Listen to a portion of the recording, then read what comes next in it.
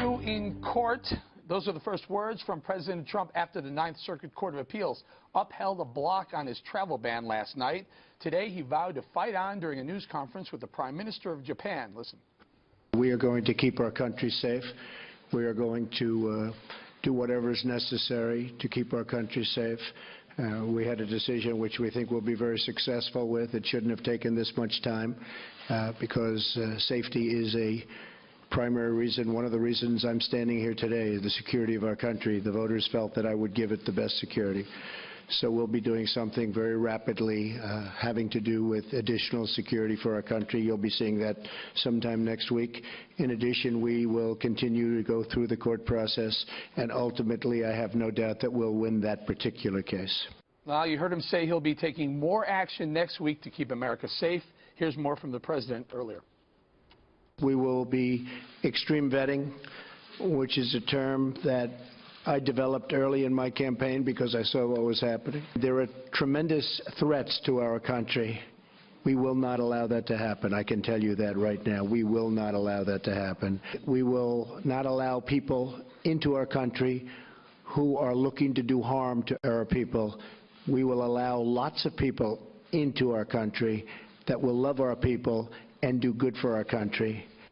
And just about 9 minutes ago, our senior White House correspondent John Roberts sent out an urgent email saying a White House source tells Fox News the White House will likely not appeal the Ninth Circuit's three-judge panel decision to either an en banc session of the Ninth Circuit, nor will it likely file an emergency appeal with Supreme Court. The plan is to fight it out in the U.S. District Court in Seattle in the merits of the executive order. Now, KG, the merits. Now, we should note that the Court of Appeals did not decide on the merits of the executive order. They decided on whether they had standing or not. Right. So, so this is actually a very good move, I think, on his part, because I think he knows and understands what the outcome, especially since this decision was 3-0.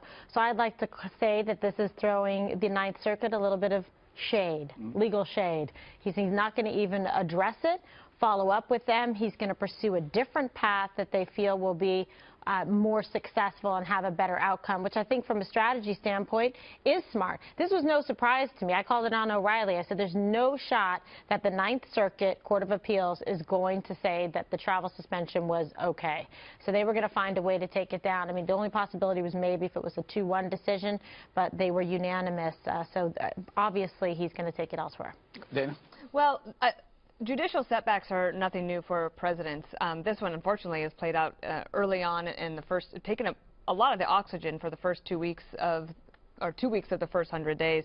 And I thought that what the president was saying today in the press conference meant that they intended to withdraw the EO as written, resubmit it in a way that was tighter and one that would be able to withstand any of these judicial pushbacks, but maybe that is not the case. I just feel whatever the administration thinks is necessary, if they think the policy is necessary to protect the country, then I think I wouldn't worry too much about a setback in the court. I don't think that means you're a loser or anything. I just think it means you got to find a better way to get it done. And if they think that's through the district court in Seattle, I guess they can try that. I just think that it wouldn't be bad to resubmit it in a way that was just a little bit tighter and doesn't include that green card language in the initial draft. That would actually make it much more clear. Your thoughts, Greg? I was watching this unfold last night, and what was weird to me was watching on other channels how giddy the press was.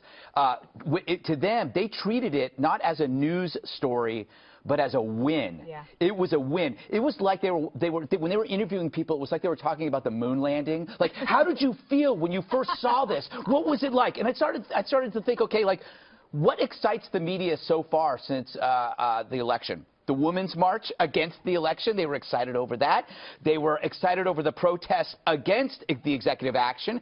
They were excited over the circuit ruling just last night. So what do you notice a trend here? They're actually the opposition alongside the other opposition, yes. But I want to make another point because everybody's saying what's wrong with this travel ban. The reasoning that they use is that it aids jihadists through recruitment. Now, this is the same thing they said about Gitmo. And because we're talking about national security, you better be damn sure that you have evidence that it aids recruitment. They have never shown that a travel ban or Gitmo aids in recruitment. But what we do know is your adversaries always say that whenever you go after your enemy, that helps your enemy. So what they're trying to tell you is, please be a sitting duck.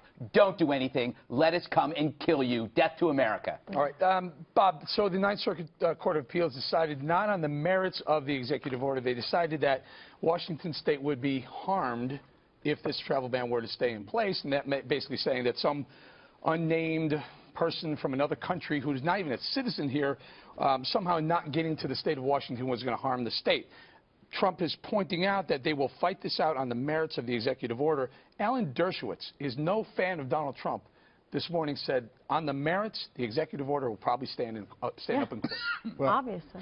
First of all, does en banc mean they're on vacation? You're looking at me. Yeah. Yeah, no. It doesn't? Oh, okay. Listen. But you did read some of your research today. I did. Good I boy. did. And, While you were dealing one thing I blackjack. read was interesting was the And Wall his Street blackjack. Journal and Charles Krauthammer, both of whom said it was hastily written, it was not vetted within the administration, they deserved what they got, that it was bad policy, but on the merits of the law, that it will win. And ultimately, if you read the statute, as much as I hate to say this, but it's true, it says the president does have the right to decide who can come in and out of this country. And he depends on national security. So in the end, my guess is on the merits, it is going to go in his favor. But in the meantime, it has taken up, as Dana said, all the oxygen. I mean, these guys have an amazing ability to step all over their message. You know, Dana, so the point being, when the Supreme Court has to decide on the merits of the executive order, not on the standing that Washington State found on.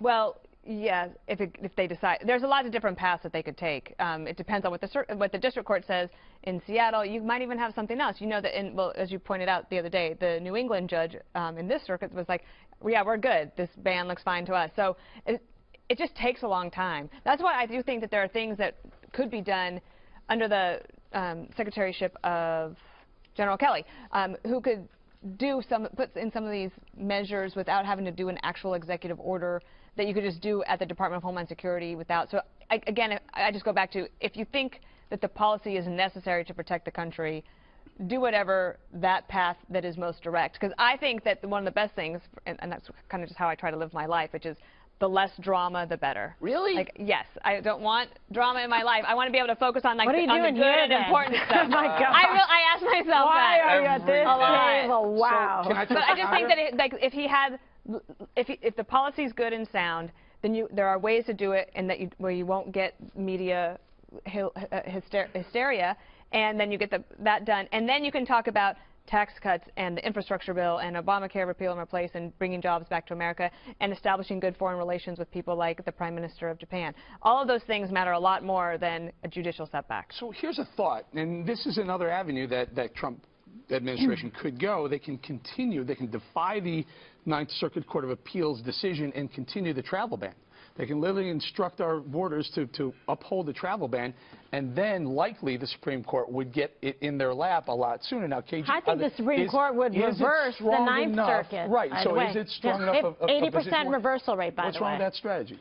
The Ninth Circuit. I mean, you could try that. Risky, It's risky, but right now I think they're trying to be a little bit risk averse and say, what is the best? Like, let's figure it out from a legal perspective. Our best chance right now, given the current composition of the U.S. Supreme Court, given what happened with the Ninth Circuit, I think this is quicker for them to be able to get this done than just appeal the Ninth Circuit. Although I want to say that quicker if they put the travel ban back in order. By the way, Greg, 800 refugees since the travel ban was stayed by that court. But they may try and do 800 both. refugees have come in. But not from those 7 countries. If they had taken the time, you pointed out that they sit back now and look and decide what's the best way to go. If they'd done that in the first place, they wouldn't have the trouble that they're in now. But these people just can't seem to keep their mouths shut or can't seem to not put out one of these things every other day. Look, he's sitting there with the premier of Japan. His big deal is trade. Is there any one country that's more important in Asia for us than Japan? I don't know what it is, and not one single thing came out of that press conference except this the circuit court. I'll tell you what came out was really good out of that press conference. The photos. Like, a lot of this is all about visual and the story, and that you have President Trump now, I would say arguably his best friend on the world stage at the moment is Prime Minister Abe. That's not a bad picture to have. Like, that's, I think, very if likable. you care about storytelling, that was a good one. Yeah, but that would can I go not back be- to something? 800 refugees from those seven countries have entered into the country in the last week? Since the stay, yeah. 800. It's Fox Research. I'll hang it on them, but yes. Blame it on like them. Syria, 300 or so, 200 from another, but all of them from those 7 travel ban countries. The interesting irony here is that what the critics of Donald Trump are accusing Trump of doing, they're actually doing. He's talking about trying, as a bouncer, he's working as your nation's bouncer, trying to pick the bad eggs out of the good eggs. What his critics are doing is they're actually combining the bad eggs with the good eggs. They're saying, like, him going after radical Islam is going after all of Islam. He's being Islamophobic. He's going after Muslim countries when, in fact, he's trying to be, hypercritical, vetting for the bad guys. So they're actually the bigots. They're saying, like, if you're against terrorism, you're against Islam. That's actually an incredibly bigoted statement. Especially when most of terrorism attacks are against at the morning breakfast buffet, and it should be late in the day when they really need a bouncer. Oh, thanks for that insight. I was just saying that to further to your point, Greg, most victims of terrorism are Muslims. Exactly. So that doesn't. So here it is. This is concerning to me. I saw it. I read it. I'm reading it right. Refugees admitted since the travel ban was halted on February 3rd. Syria 359, Iraq 252, Somalia 130, Sudan 32, and Iran 109. Libya and Yemen 0 and 0. But 800 or so. A lot. It's quite a bit. I don't see us going over any place else in those numbers. All right. You know.